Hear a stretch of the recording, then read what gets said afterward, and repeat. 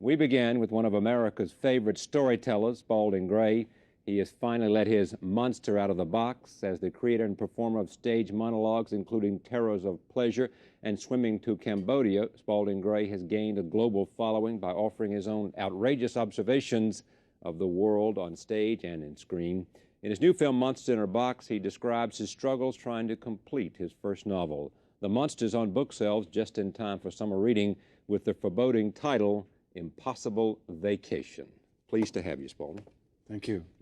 What did you think of that? Was that Well done. It's a hall of mirrors, and I think you summed it up very well. I don't know whether the audience could follow it. But I don't either, myself. but listen, let me just start with this. In Monster in a Box, you talk about the novel as being enormous, 1,700 pages? It was 1,900 pages. Yeah, and what it ends up being... 228. 228. Yeah, but there's a sequel.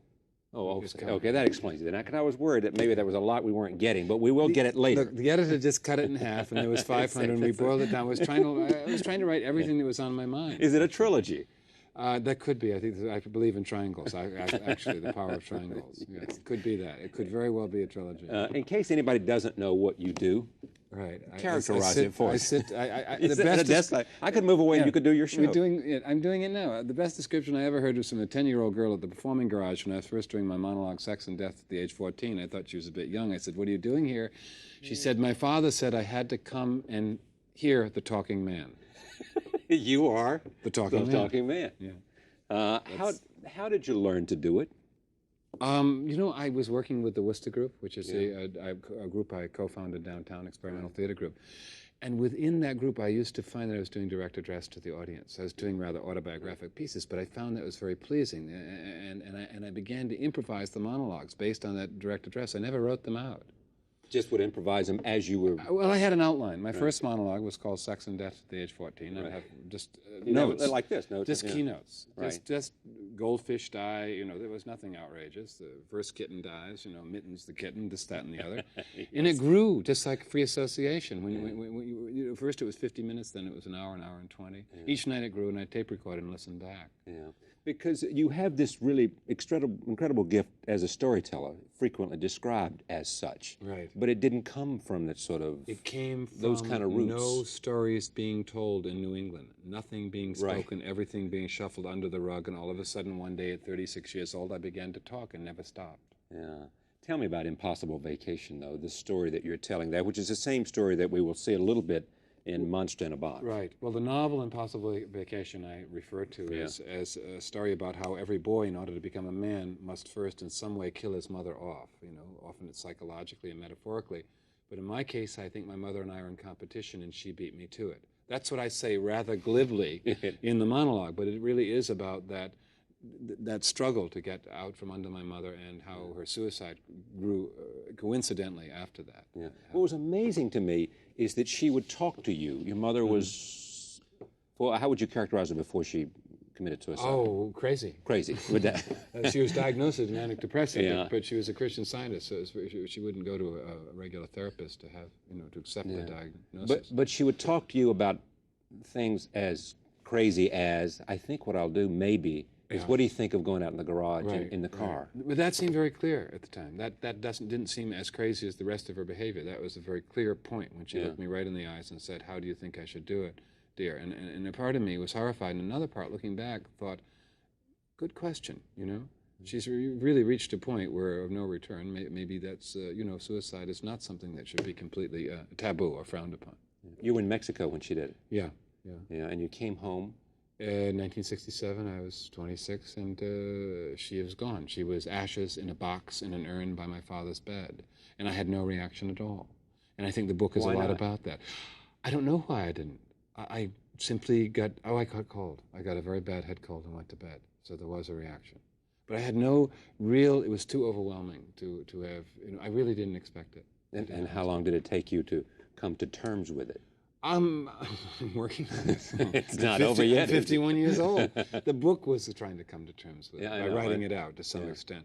But I think it's always there in a symbolic way. I think that when they're true, it's true when you don't go through a traditional mourning period, that it stays with you. I did do an artistic mourning through working with the Worcester Group. We did a piece called Rumstick Road, which was an exploration of the suicide. And this book in a way, is an artistic mourning by writing out in detail the memory of those events. Tell me about mourning, because I have a friend who's lost his wife, and who died, and he's deep into mourning, and I don't know what to say, I don't know what to do, and I don't understand mourning, I think. I mean, the one person I've lost deeply, that I deeply loved, was my father.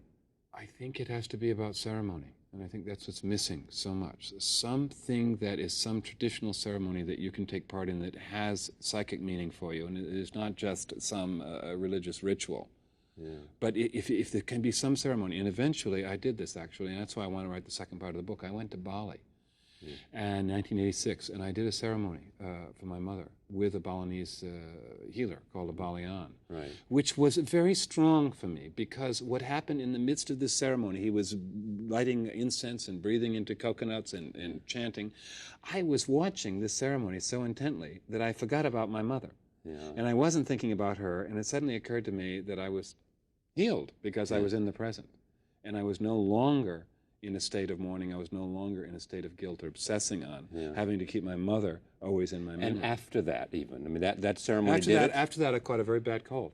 Again, I did. No, come on. I rented a motorcycle and drove up to the east coast of Bali, and was sneezing all the way. So you never get over it. Why impossible vacation? Oh, the man, Brewster North, the character, can. Well, wait a minute. You call him Brewster because you don't. What's the phrase you use about guilty? Oh, I don't. I protect the. To protect change the guilty. The names to protect the guilty. Right. I call him Brewster North because I do change some of the facts, and I do change the book. But Impossible Vacation, because I think that because he was trying to take a vacation, I was trying to take a vacation when my mother committed suicide. It's very difficult to take pleasure in those situations. Also impossible to empty out, to vacate, not to be grinding his gears all the time. He's in a stew. You have been, though, all over this world in search of something. I'm always looking, but aren't we but all? What are we looking for? Well, a vacation, a place of, again, the mother, emptying out, being at one with the environment, perfect moments I look for a lot in Swimming to Cambodia. Whenever I sign Swimming to Cambodia now, I write to people, beware of perfect moments. Seek balance and equanimity, because that's what I crave now. And I only go out into the world when my work brings me out. I go out on assignment. What's to be in, then? To be what? To be in mainly is to stay at home, to stay within your own. I don't know where to stay within to stay within your own region. It helps me. I feel more comfortable on the East Coast, although I've been on the road since February 16th. Yeah. But I would like to go. I have a trip offered to me to go to the Philippines to research psychic surgeons, for instance, which I am curious about. What's a psychic surgeon? A psychic surgeon is someone that supposedly reaches into your body and removes whatever in my case, it would be a calcium heel spur on my left foot. And I wanted to go and check them out and see if he could actually remove the spur and put it in a jar, and I'd bring it back and show it to a doctor. Is this a nice word for faith healer? It's a dynamic faith healer, because the placebo, whatever they're doing, is pretty wild with a lot of blood. He's really reaching into your body. So ceremony is much more. It looks like he reaches through your stomach and inside of you and pulls out a tumor and flicks it into holy water. I've seen a couple of these operations. They're extraordinary. The Amazing Randy is showing them up all the time. Of course he is, for good reason. For good reason. Well, I don't know. I think this magic, and I think this tricks, but I think magic exists in the world. I really do, and I'm always looking for it. When we get back, we'll have a clip from Monster in a Box. And the director was Nick who? Broomfield. Broomfield, all right. Jonathan Demme directed Swimming to Cambodia. Swimming to Cambodia. This is a total British production. We shot this in London. Yeah. Was that one of the first things he did? Jonathan? Yeah. Oh, no, goodness. He'd been around for a while. He had a big track record before that. Back in a moment. Spalding Gray. Stay with us.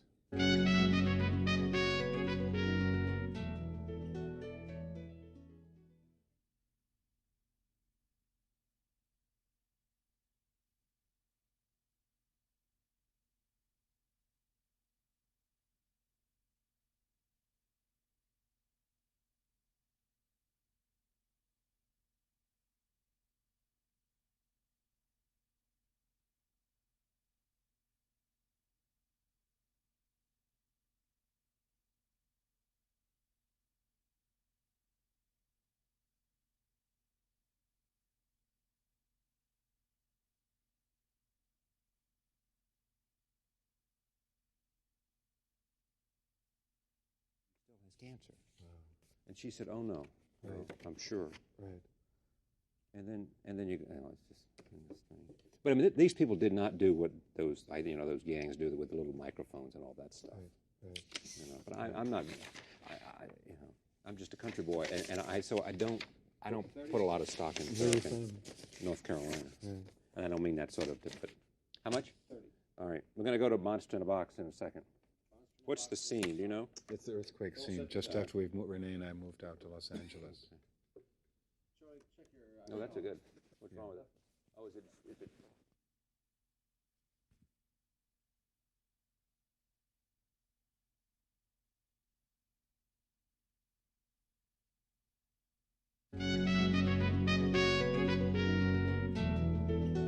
We're back with Spalding Gray. Set up the scene that we're going to see in Monster in a Box, which Monster in a Box, which is the film just released in April or so. Yeah, it's just come out in 10 cities and playing in New York now. This scene, so there's still time to go to your local theater and see this film. Absolutely, and it's God, people. And you don't want to miss it, do you? Well, people laugh so much that it's terrifying. Yeah, it's an extraordinary experience to be sitting there. I even laughed once, but no. Listen, here's what happens. All right. Renee and I have moved out to Los Angeles. Renee Shafransky is my wife and companion and ex-girlfriend. And frequently mentioned in your monologues. Yeah, right. So Renee and we moved out to Los Angeles, and we moved out with the idea that I'm supposed to find people in Los Angeles to interview on stage who are not involved in the film industry. This is great. That's the only criteria for it. And we're out there looking for them. And I'm also trying to write my book, My Monster in the Morning, which is this high. The 1,700 pages. Yeah, and I'm sitting there, and I'm sitting there in my underwear. Renee's naked, under the sheets in bed. It's very hot. It's that shake and bake weather, and then the rest is history. All right, roll tape. Here it is. Monster in a Box interviewing all those people. So I'm up to that section. I'm on a toot. I'm on a roll. I'm giggling as I write, and I don't know why. And it's wonderful. And I get up. I never forget that morning. I get up and come to write, and it's so hot. I can't write. It's still. It's hot. There's not a sound. Renee's asleep, naked, under the bed sheet, and I'm sitting at my table in my underwear, and I can't even concentrate because of the silence and the heat. Not even the sound of birds or wind chimes. And I'm sitting there, and I hear this.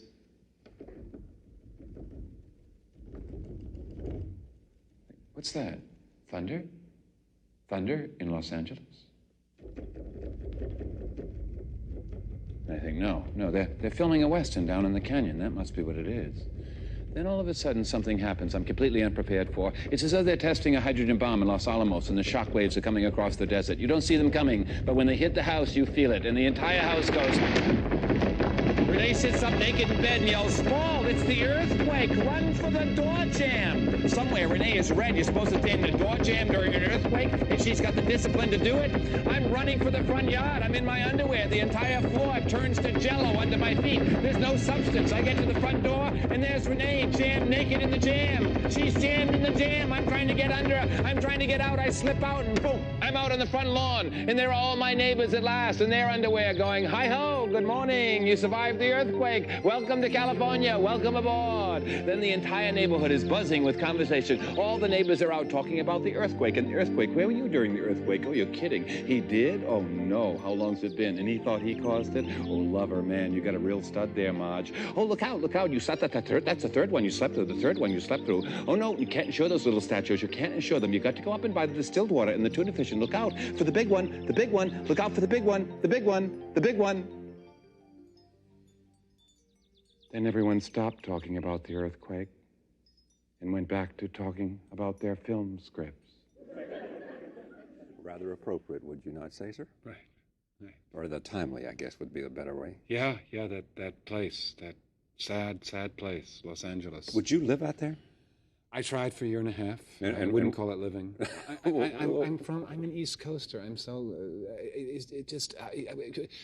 right. Los Angeles has nature. Spit it out, Paul. The flowers smell, the birds, you hear the birds. Right. It's nature, but there's no human nature.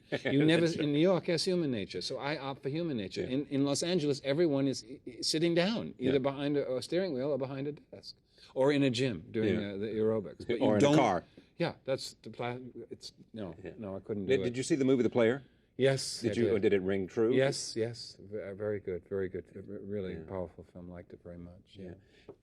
Tell me about a storyteller's art, though. I mean, what is extraordinary about you is that you somehow, and it's part, I assume, of your acting talent and skills, all of us, I think, would love to have the capacity to generate enormous interest in our stories, Right. and to be able to tell them. Now, are you this good if 5 people come to dinner and you're describing your day that day? If you sat here and we had dinner and tables here and a table, you know, and you say, guess what happened to me today? And it was the most ordinary thing. Right. What could you do that the rest of us couldn't? If people shut up at that table and paid total attention to me, I'd be a good storyteller. I have to have the focus of the audience going, all right, you know, that helps when I sit behind a table and they're there. You know, otherwise, no, at a table I'd be more listening, because how else do I get my stories but to listen? Right. Now, there was a fire alarm when I was doing Monster in a Box in Cambridge, Mass. last September, and it was a false alarm, but everyone had to leave the theater, and a woman wouldn't go out, and they said, why? And she said, I want to hear what he has to say about it. I said, listen, I'm in this with you. I'm taking it in now. Yes. I have nothing to say about it. I'm not Robin Williams, nor was I meant to be. Right. So I like to digest it. But if people were sitting at a table and said, tell me about your day, I would feel a little put upon, because what I liked, I develop a story slowly. I don't work that fast. I develop it from notes in front of an audience over a period of time. So a monologue might take 3 months, 2 months, at least a month for it to get fluid and musical and have the kind of detail. Do you write it down? No, I mean, you never write it down. You don't go from nothing to paper this is a back to nothing. Right, exactly. I do an outline. In other words, I have a kind of cinematographic memory. You see it unreeling. The film is unreeling in your... I do, and I'm describing that. And each time I describe it, I try to recapture the details. But I have these, just the way a musician would use a score for rests and pauses. I have keywords like, all right, earthquake, naked under the sheets, aftershock, you know, just that little bit to cover, you know. And then I'll listen to an audio tape of it and reshape it. Now, the difference is that when imagination comes in, imagination plays against memory. And memory is rather literal. And then the hyperbole in imagination comes in the more you retell it. So you're always retelling the previous night. You're not telling the first experience. And that's where the creativity comes in, because it's really a chain, like when kids do a circle and you whisper in the ear and see how the phrase changes. So really, the art form is organic, because it changes organically, but not in a contrived way. And you're reacting to last night's performance. Exactly. Always. Always. Because you're discovering something new each night. So you're really not reacting to the original memory, whatever that is, you know, as if there was one.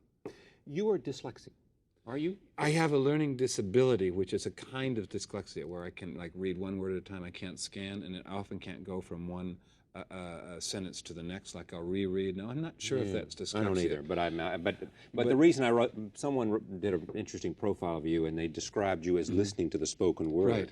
Listening and speaking is what I did. I went to Emerson College in Boston, so I had, instead of reading my Shakespeare, I took it out on records from the Boston Public Library and listened.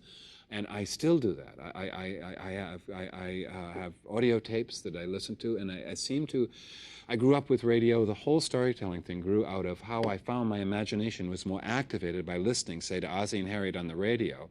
And when I was 11 years old and we got a television, suddenly Ozzie and Harriet's house was literalized. It was stolen from my imagination. I resented the TV for that. At first it was exciting, but then I thought, wait a minute, I like that house. It was better in your mind. It was better in my head. That's the same way I think that the film works with people that haven't grown up with radio and walk in and they see Monster in a Box and they hear me talking and they go, wait a minute, this guy's just talking, and then all of a sudden their imaginations, you know, becomes cinema skull of the cinema, cinema skull cinema. You know?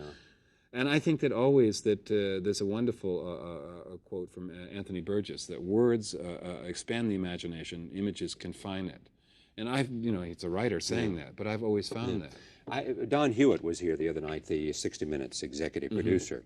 And he was talking about the significance of what you hear on television. Right. That if the picture is grainy, it's okay. Right. You can't quite see it, it's clear. But if the sound is not right, you instantly notice it. You know, and it impacts because and how what you hear.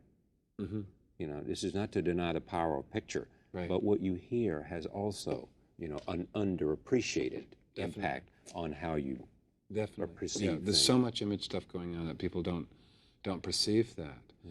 And I was in Taos, New Mexico recently. And they said, oh, Taos has gotten just so commercial recently. I said, what do you mean recently? They said, television did it. I said, what do you mean television? You've had television for years. They said, no, we just had regular TV, then we got cable in. But before it was so fuzzy that no one could see the products, they said. And they didn't want to buy them. When we got cable, the products got clear. Then everyone wanted them. What are you working on now? Nothing. I'm on a zero place. I mean, I do have a new monologue called Gray's Anatomy. And what's it about? Gray's Anatomy is the famous anatomy book for medical school, I guess. It's an But this operation one on is my your, left eye. this is your Gray's Anatomy. Yes, and it's about some of the things we were talking about earlier, the difference between science and faith healers, and some operation I had on my left eye. It was actually, a section of it was published in the New York Times Sunday magazine a few weeks ago. Yeah. Cover story. Yeah, so I am working on that. Yeah. But and this just out, or what is this? That was out since March, I think. Okay, that's what I confused with. And this is pretty new. It's going into its fourth printing, Impossible Vacation, and it's available in all your favorite bookstores. If people have a favorite bookstore, if they even go to bookstores anymore. You know? Oh, no, they do. They do. We checked today, and people are still going to bookstores. Good. In fact, they're having book signings now at bookstores. Oh, yeah, I've heard about that. Yes. Thank you very much. Pleasure to have you Thanks here. for having me on. Very much.